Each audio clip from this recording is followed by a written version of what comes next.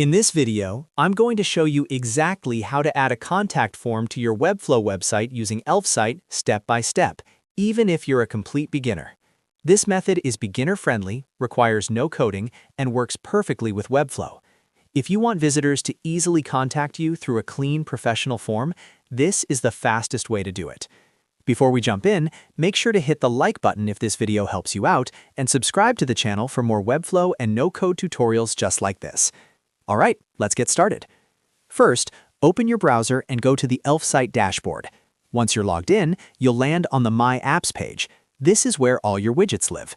From here, move your cursor to the search bar at the top of the page. Click inside the search bar and type the word Contact.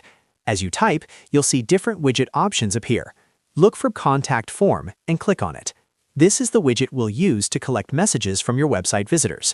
After selecting Contact Form, Elfsight will show you different templates you can start with. These templates are fully customizable, so don't worry too much about choosing the perfect one right now. Go ahead and click on Continue with this template to move forward. Now you'll be taken into the widget editor. This is where you can customize your contact form. You can change the form fields, update the text, adjust colors, and match the design to your Webflow site. Take a moment to review everything and make any changes you want. Once you're happy with how the form looks and functions, look for the Publish button and click on it. Publishing makes the widget ready to be embedded on your website. After publishing, Elfsight will give you an embed code. This is the code we'll need to add the contact form to Webflow. Click on Copy Code to copy it to your clipboard. Now head over to your Webflow project. Open the page where you want the contact form to appear. Inside the Webflow editor, add an embed element to the section where you want the form displayed. Paste the Elfsight embed code into the embed element, then save and publish your Webflow site. Once the page is live, refresh your site and you'll see your new contact form fully working and ready to collect messages.